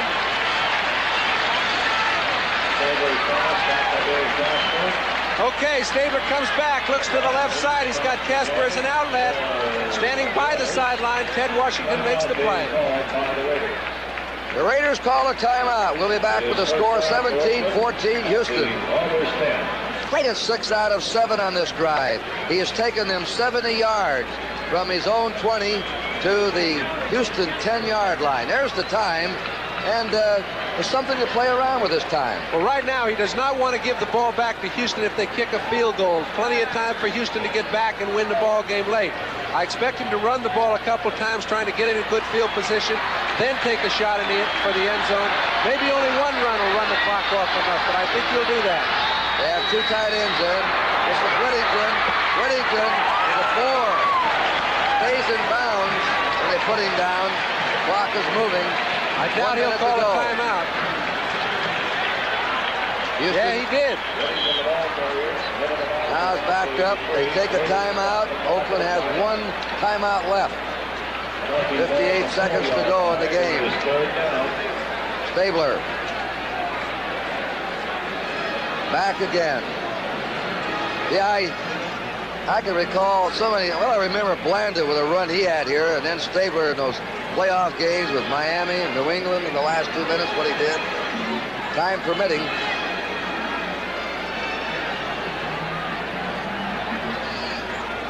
Time permitting, NFL report.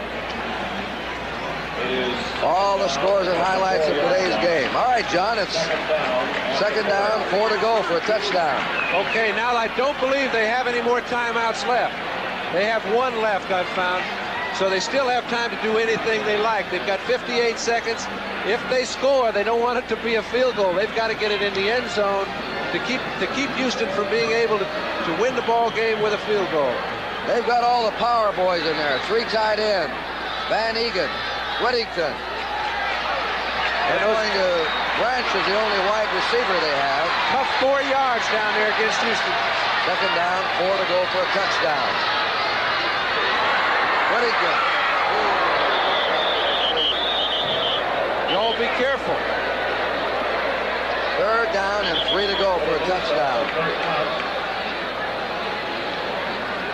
Here we go. It's not too easy. You can jump, but you don't know where you'll land.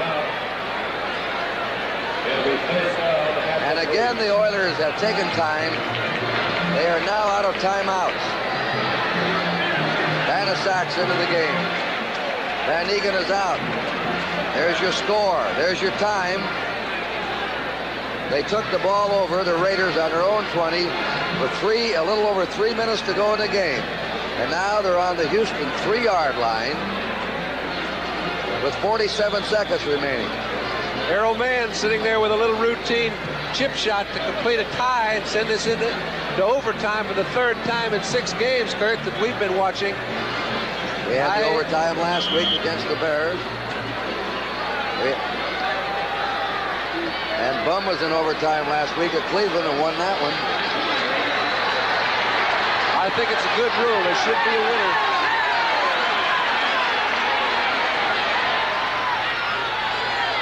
They weren't in overtime. They were. Stabler throws. He's got it. Got it. He caught the ball. What a catch by Dave Casper. Now that's an unreal catch. I don't know how many. It kind of reminds you of the same kind of play Clarence Davis made in the Miami playoff game. Stabler's coming out. Everyone has the play well covered. Stabler's going out. They know he's not going to run it. He shoots the ball real low to Casper. Stemrick's in pretty good position. However, Casper kind of butts him out of the way, comes up with the ball, and the Raiders take the lead in the last 42 seconds. Miraculous catch by Casper, surrounded by white-shirted Oilers. 80 yards they went. They had 11 plays. Stabler completing 7 passes. Got to be a heartbreaker for Houston. They've still got 42 seconds, but they've thoroughly outplayed Oakland all day long, and it looks as if they're going to come out on the short end. The kick is up. Good. Well, another late story from the House of Thrill. A timeout is 21-17 now, Oakland. Field 80 yards to put the Raiders out in front. John Durden and Billy Johnson are deep. Booming kick to Billy Whiteshoe. And he is going to run it out. He'll go nowhere. They chase him out of bounds. They knock him out on the 10. Well, the Oilers pin back in their own territory with 38 seconds to go. They do have a chance, a very dim one, however. When you're on your 11-yard line, it's not what you'd call good field position. You know, to Stabler's credit, it's one thing for a guy to come back on occasion and pull a game out of the hat with 2.5 minutes to go. However, he does it continually. This is the 3rd time this year he's been party to that. And to be able to take the heat, not let it affect you, come back and play good after you played poorly all day is the real mark of a champion. Ellie moved him last week. We were there, 67 yards with a little over a minute and 20 seconds to go to earn a tie with the Bears, and they won it in overtime.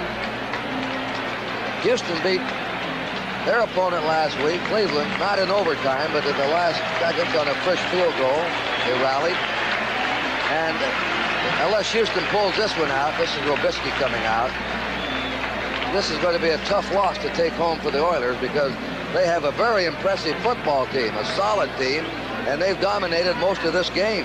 They've done everything you could ask a football team to do, special teams, everything. One play is deciding this game right now when Earl Campbell fumbled on the 4-yard line of Oakland, and Phillips came up with it and ran 96 yards for a touchdown. That's the play of the game. That turned it around.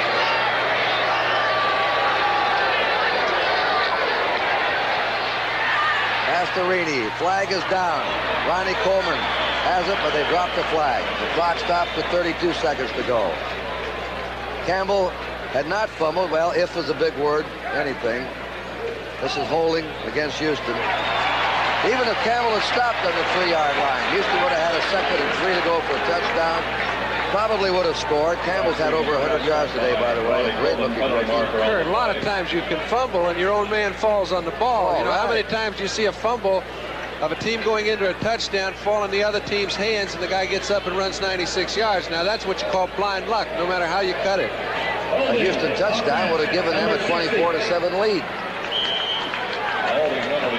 That turned it around. 6-yard line where it is 1st and 15. Campbell carried the ball today 26 times, 103 yards. Stabler just took his club 80 yards, hitting pass after pass, finally reaching Dave Casper in the end zone. 1st down, 15. Throws a short one out. Coleman escaping up the sideline out of bounds and stops the clock.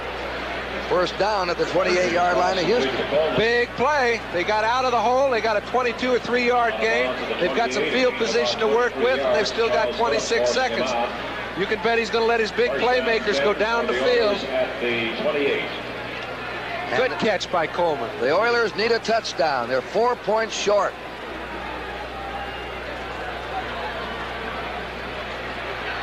Rob Carpenter, 26, alongside his coach. Renfro and Burrow are the receivers. 26 seconds remaining.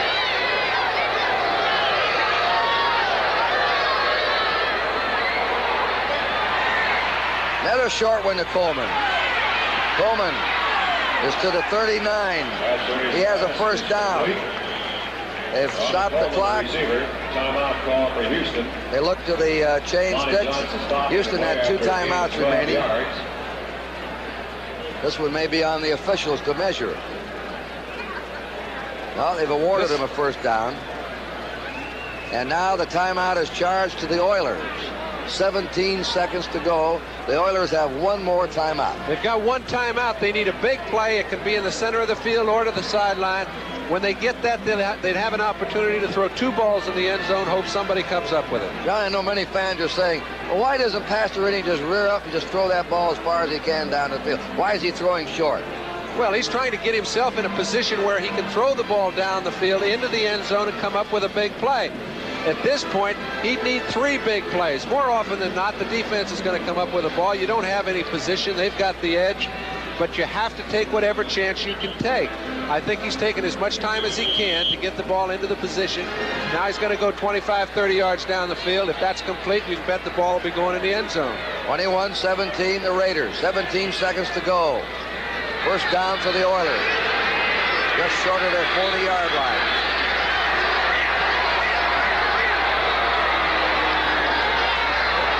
They have 3 men way back deep for the Raiders in the secondary.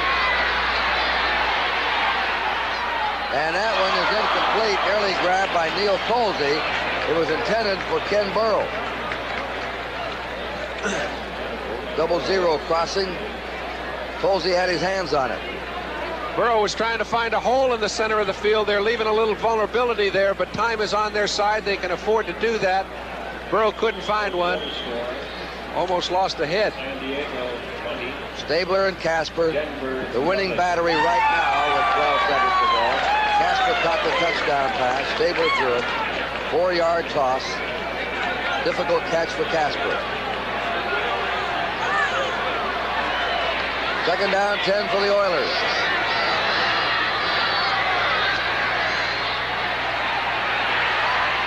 That's complete. It has a first down. Monty Johnson stopping Mike Barber, the tight end. Kurt, for most quarterbacks, they don't have an arm strong enough to put in the end zone from midfield. Pastorini, however, does have a chance. His line has to protect long enough to give him an opportunity to let his receivers get into the end zone. And anything can happen once you get it over that goal line. We've seen it many times. The Oilers are now out of timeouts. This is a desperate ride that's carried from their 5-yard line up to the 50. Madden is still worried. Well, he's got good reason to be. This is the last play of the ball game. He's not going to throw anything short. He's only got one chance. Get it into the Raider end zone. They're all coming tough for the Raiders. They just squeaked by the Bears in overtime. They've rallied. They were trailing 17-7 with Houston knocking on their goal line. Houston fumbled. Phillips ran 96 yards for a touchdown that turned the game around. And then the last drive engineered by Stabler, sweeping his club 80 yards down the field to score and go ahead. It didn't only turn the score around either, Kurt. It turned the whole flow of the game around. Since that time, Houston has been able to run the ball effectively as they were earlier, and Oakland was able to move it offensively. This is probably the last play of the game.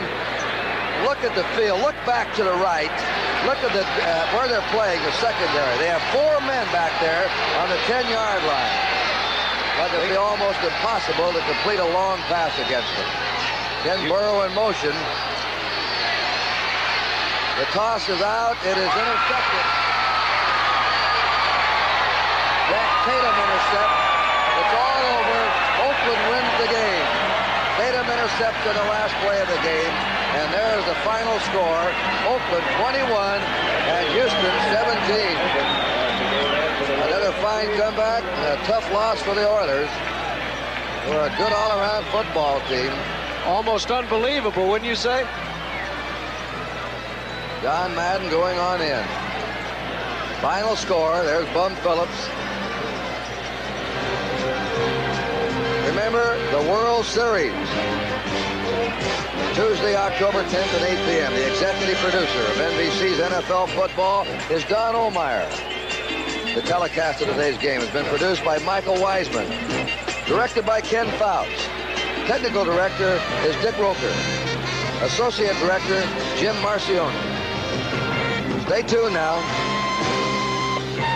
for all the scores and highlights of today's action in the National Football League and the World Series starting Tuesday night, 8 o'clock Eastern Daylight Time, October 10th.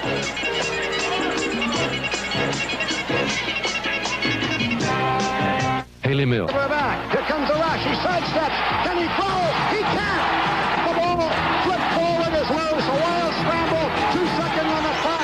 It is rolled a fumble. Casper has recovered in the end zone. The Oakland Raiders have scored on the most zany, unbelievable, absolutely impossible dream of a play. Madden is on the field. He wants to know if it's real. They said yes. Get your big butt out of here. He does. There's nothing real in the world anymore. A man would be a fool who ever tried and write a drama and make you believe it. This one will be relived forever.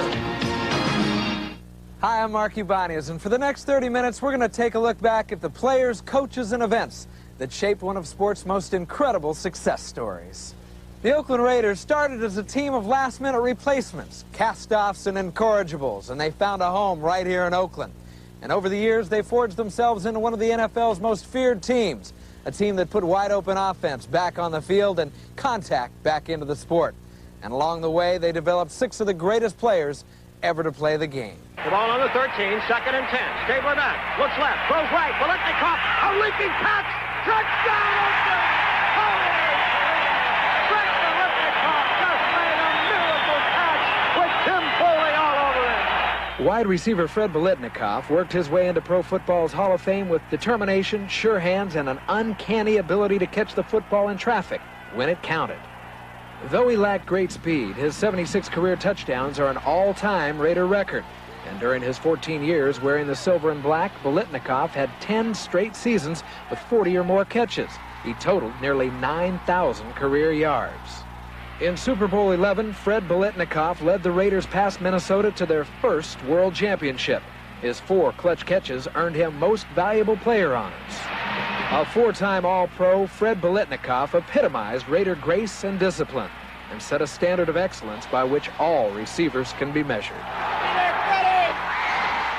In the beginning, there was Jim Otto. From 1960 to 1974, the heart of the Raiders and champion of the Raider work ethic. Hold him down there, baby! Considered too small by NFL standards, Otto was drafted in the 25th round by Minneapolis of the AFL, a team that abruptly became the Oakland franchise. Number 00 began his march toward the Hall of Fame. The only all-league center in the AFL's 10-year history, he never missed a regular season game during his 15-year pro career. 210 consecutive starts, a staggering 308 games as a Raider. Jim Otto was All-Pro 13 consecutive years. Despite a 10 times broken nose, broken jaw, elbow bone chips, numerous concussions, dislocated knees, fingers, and various other injuries and operations, Jim Otto led the Raiders to 7 division championships and an AFL title in his final 8 seasons. Jim Otto brought dignity to football's least glamorous outpost. Like Jim Otto, Willie Brown almost didn't get a chance to prove his greatness. Drafted late and cut early by the 1963 Houston Oilers, Brown signed with the Denver Broncos and quickly revolutionized pass defense. As the first cornerback to pick up a receiver at the line of scrimmage, Brown's bump and run aggressiveness made him an instant star. Don't let down, D. Don't let down now. We got to get it back. All the way. Then Brown brought his in-your-face defense where it was most appreciated, Oakland. Come on, Willie!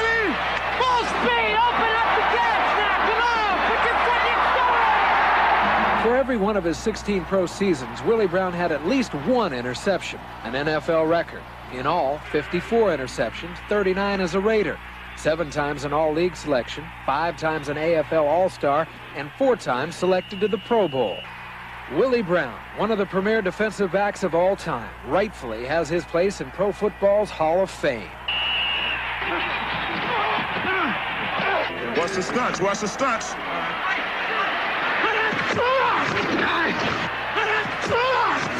Gene Upshaw helped put the crunch back in football and the Raiders' running game in the clear. At 6'5", 255 pounds, he was a rare combination of size and quickness. With Upshaw pulling guard, the Raiders rose to prominence. For 3 decades, number 63 cut a path to the Hall of Fame.